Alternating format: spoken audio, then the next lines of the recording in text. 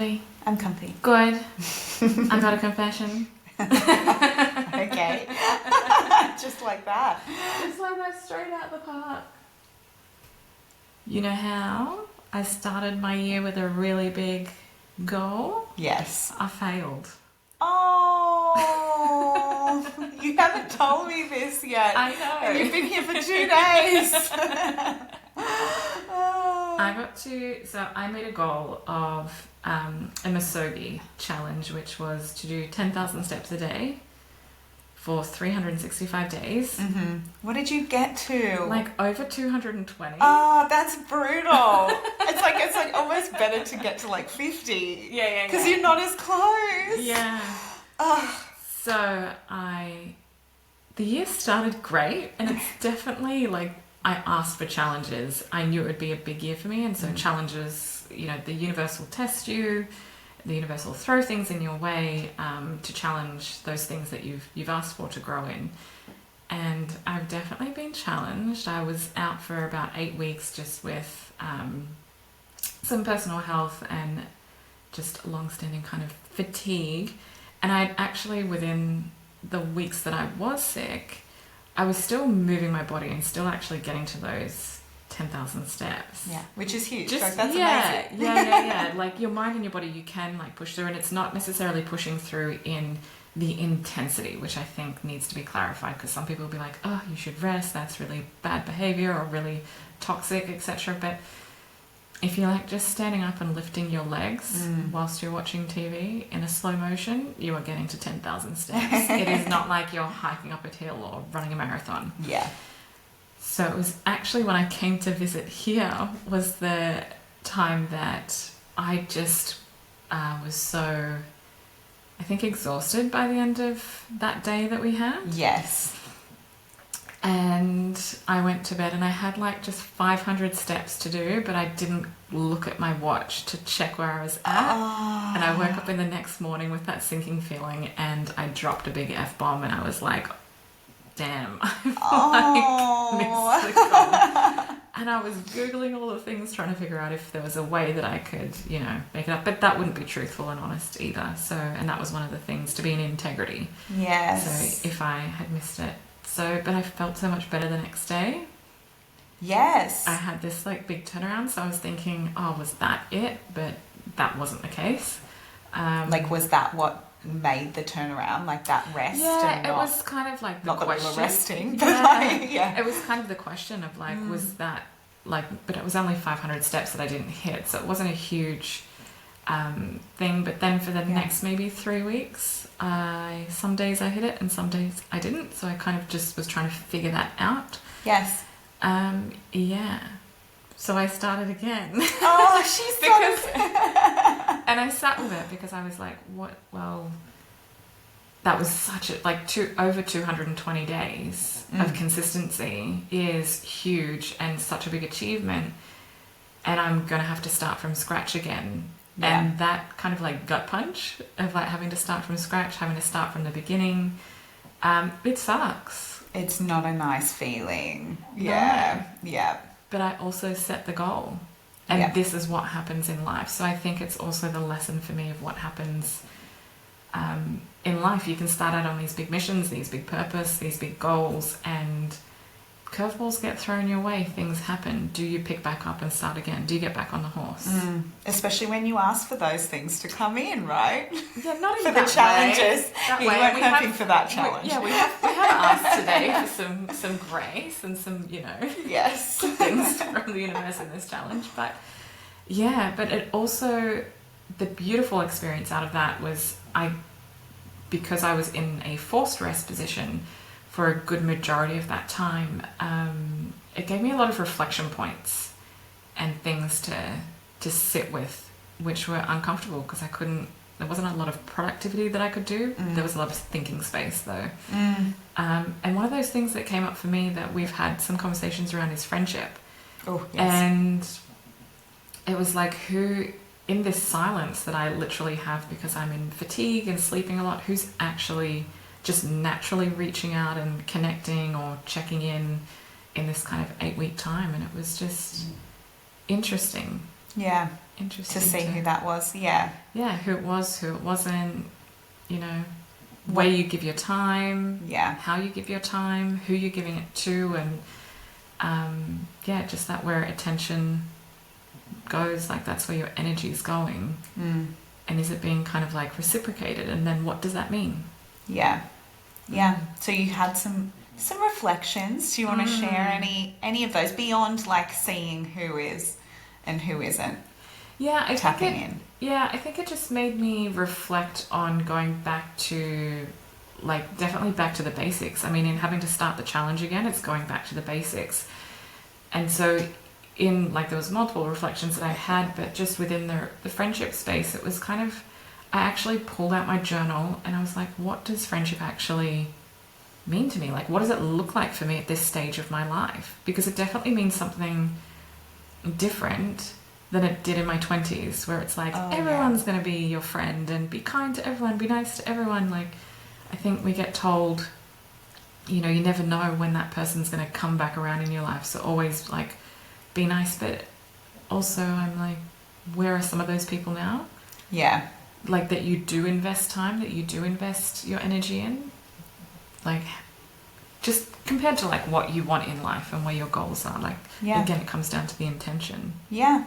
And it's even like, I mean, that taps into something I've been reflecting on that I spoke to you a little bit about yesterday. And that was like my desire and my energy to reach out to friends and to put effort in. Because I can go the opposite way where I'm like, you know, I'll hold myself back all the time because I'm like, I'm doing this. And those things are very important to me.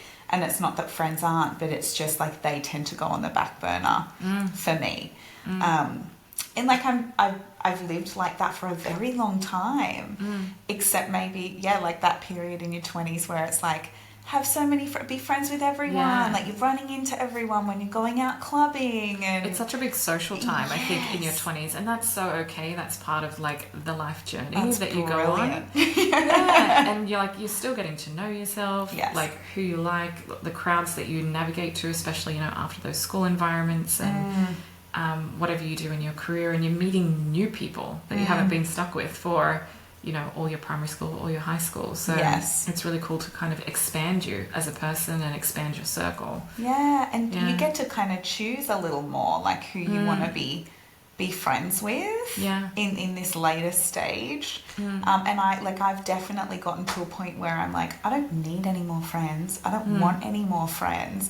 Like if a friend is asking, oh, can I bring so-and-so to this like intimate group dinner of friends? I'm like, no, I don't want more friends. Yes. And I'm like, I don't want to talk to them. I want to talk to you. And that's why I'm coming to this. Like I want to speak deeply to you. And often like, you know, if you are talking to someone that you don't know, like sometimes I just don't want to do that. And I'm so happy with that. I mean, I talk to so many new people all the time through my job, and I love that in that context. Yeah, and that's where that need's obviously getting met for you. And like, you know, I think I'm getting to know people at such a deep and vulnerable level every day. I know that some of these social interactions are really surface level. And I actually saw the most amazing thing, I think it was on Instagram this week, and I sent it to my friends. You might have sent it to me. And it was about like, we're not creating these... The catch-up trap. Yeah, the catch-up trap. Like we're not creating these memories with our friends anymore. We're just going and speaking about, how are you? How's your husband? Yeah. What's happened since the last catch-up? You're just filling them in. You're just filling them in. Rather than, Yes. And I actually sent that to one of my girl group chats because I was like, I want to make some memories with you all. I mean, in our 20s, we made memories all the time. And that's what we catch up and reflect on. Yeah. We're still talking about those times now and reminiscing. Yeah. And life's not over. No, but sometimes it feels like it is in our friendships. Yeah. And that, I think so. That's why I'm kind of like, I don't want more friends, but I'm seeing that I really want to put effort into the friendships that I do have. I think this is also, you know, some stuff that we recorded yesterday. We were thinking about our friendship and we were reflecting things back to each other, which is, was a really cool experience. But I think this is very much where we're yin yang. In your, for lack of a better word, you're more withdrawn and more focused on like what you're really focused on within your business, like directly within your family. It's huge at the moment. And I'm very connected to people and very much a connector and very intentional in that way. And I'm going through that journey of like reversing that a little bit and finding that good balance, you know, swinging the pendulum kind of the other way. Yeah. We might meet in the middle. Yes. And that's exactly what I mean. That's what I love. I find we have so much similarity, but then on some things we're the complete polar opposite of that seesaw. Yes. But when we have conversations, we're journeying bring back each other to, in. Yeah, we're learning from each other, journeying each other back in. But for me, just some of the questions that I was asking about, and I literally drew a circle, like with like 3 or 4 circles in the outer layer, and it was like, who's like my actual core inner circle? Like these are the people that I can, it's not just be fully myself with, but these are the people that I go to talk to. These are the people that I respect their opinion, their advice. They're the ones who are going to reflect back the hard truths, but also show me the compassion that I need. And where I can be fully expressed. And then, you know, the layer outside of that, you know, it's, again, it changes. It's not as you need to give all of yourself to everyone at every layer.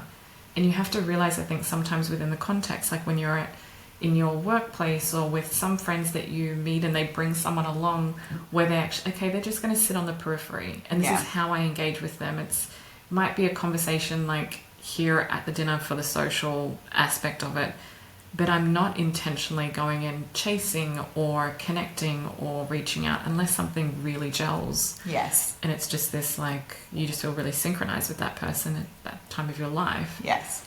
It's okay to leave them there. Absolutely. Yeah. Yeah. And you don't have to have any ongoing contact or involvement, like, you know, unless they show up at another thing down the line. Yeah, because I think you worked in corporate, I worked in corporate, like, we often sometimes fall into the trap with our jobs or careers if you're not, you know, in more of a solo entrepreneurial side. When you're in these businesses, you have your work besties, but you might change jobs after, you know, 4 or 5 years. And that was the thing that kept you connected. Yes. And you try and keep that connection a little while afterwards, but you find that it doesn't quite click. It's hard to maintain. Yes. Yeah, it just dissolves a little bit. And you might keep one or two from there, but the 5 that you had that you sat and had lunch with, that you thought were your friends, like, again, it comes into that, where do they fit in that circle? Absolutely. You know, or that season of your life. Yes. Yeah, so it's really lovely to, like, define friendship in that way, like, from these different layers, and understand and give yourself permission to be a different type of friend to each of those layers as well. And you know what it also helps with? What? Which is amazing. What? When you get triggered by someone. Yeah. When you get emotionally triggered by somebody in a context, you kind of, if you can, you like zoom out. Yes. And take that sky view looking down on Earth, or that universal view looking down on Earth, and you were to look at that friendship in that context, you kind of go, in the scheme of it, they're not somebody that is in my inner circle that I really value and trust, that I've put time and energy and effort into maintaining and growing and really creating that connection. So, and if I look at, is this person going to be in my life a year from now? 2 years from now? Probably not. Yeah. It helps actually dissolve some of the triggers and gives you perspective about how much importance you're placing on your internal emotional reaction. Yeah, that's to a really situation. Amazing. So profound.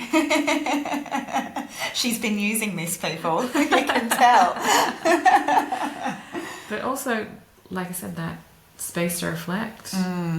But if I hadn't have been sick, I would just still be kind of carrying on unconsciously. Yeah. You know, going with the flow in relationships instead of just creating a bit more intention and checking in. Yeah. And it's lovely because it's like, you know, you're coming from, like, how am I showing up as well? Like, it's not putting the blame on the other person. It's looking at how am I defining these friendships and how am I responding and how do I want to respond. So it's a really deep self-reflection. And I think something I want to really add here is like something we've both experienced and talked to before. As you grow as a person and continue to expand yourself, sometimes some of those layers in those circles have to fall away, and letting that happen can be really difficult for some people. No one talks about friendship breakups. No. Or things that just happen to like dissolve purely because you're evolving. Yes. Or something that actually comes up big for both of us in like coaching and therapy is that when people are trying to grow or expand, that there are people that can't come along with them on that journey. That's right. And that no one talks about the grief of that, you know, and that cycle. And interestingly, like I'm not dissolving, like none are falling away from me right now, which is lovely. Yeah. However, I've had this like reflection, especially in the past week, just of I had a best friend, and it was probably the last time I've had like a best friend in my late high school years, and we fell away from one another not long after high school actually, and I was thinking about her quite a bit, and I was like, why am I thinking about her so much? And I realized that we were always making those memories together. And so like even just from looking at those friendships that have fallen away that were special to you and really thinking about that grief a little bit more, I was able to realize like something that was missing in my current friendships, and it tied into that like catch-up trap, like that it's because I'm kind of functioning in a catch-up trap with everybody at the moment.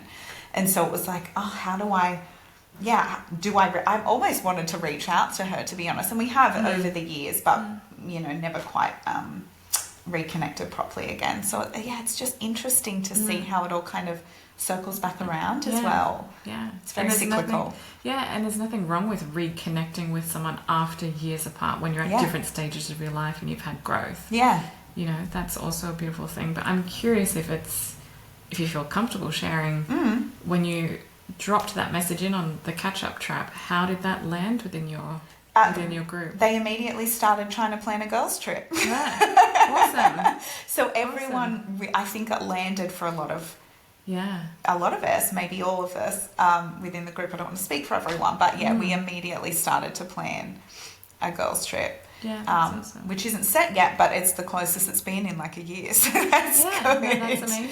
And that includes two that are about to pop out babies. So, you know, and we're like all going to bring bubs along, and, you know, if we can commit to that, that's great. Yeah. Yeah.